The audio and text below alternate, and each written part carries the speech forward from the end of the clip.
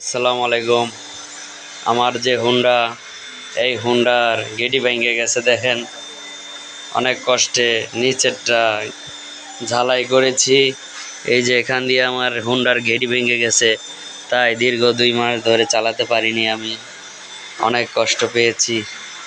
তো আজকে আমি নিচের গেটি জোড়া দিয়েছি, ঝালাই করেছি, কারণ এটা রিস্ক হতে পারে, যে কোনো সময় গেটি ভেঙে পড়ে যেতে পারে। তারপরে আবার উপরেরটা কাইটা নিছি। এই যে গেডিটা কাইটে ফেলাইছি দেখেন।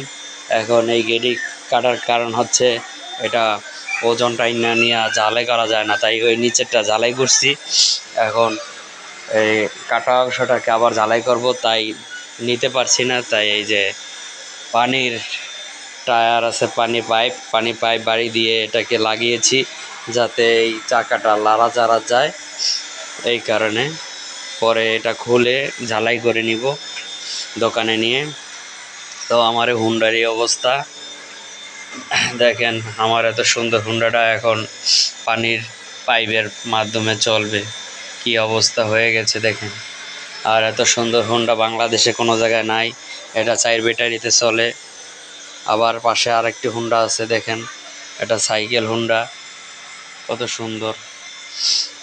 সবাই যদি এরকম ব্যাটারি চালিত গাড়ি চালাতো, তাহলে পায়ের কষ্ট হতো না, পায়ের ক্যালসিয়াম নষ্ট হতো না।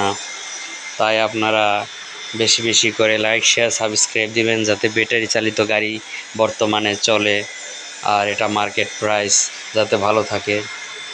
আমি এই গাড়ির ব্যবসা করি। যারা যারা গাড়ি কিনতে চান তারা আমার সাথে যোগাযোগ করবেন, কারণ সাইকেল, রিক্সা, হুন্ডা সব আমি বিক্রি করি। যে কোনো সময় আপনারা আমাকে জানাতে পারেন। ভালো থাকবেন। আসসালামু আলাইকুম। এবং গাড়ির কোনো সমস্যা হলে আমাকে জানাতে পারেন। ওকে, খোদা হাফেজ। ভালো থাকবেন সবাই। আমি এ পর্যন্ত অনেক সাইকেল, রিক্সা, এই হুন্ডা বিক্রি করেছি। তো অনলাইনে আমি অ্যাড দিলেই সাথে সাথে বিক্রি হয়ে যায়। তো যাদের বিক্রি হচ্ছে না তারা আমাকে জানাতে পারেন। ভালো থাকবেন সবাই। খোদা হাফেজ।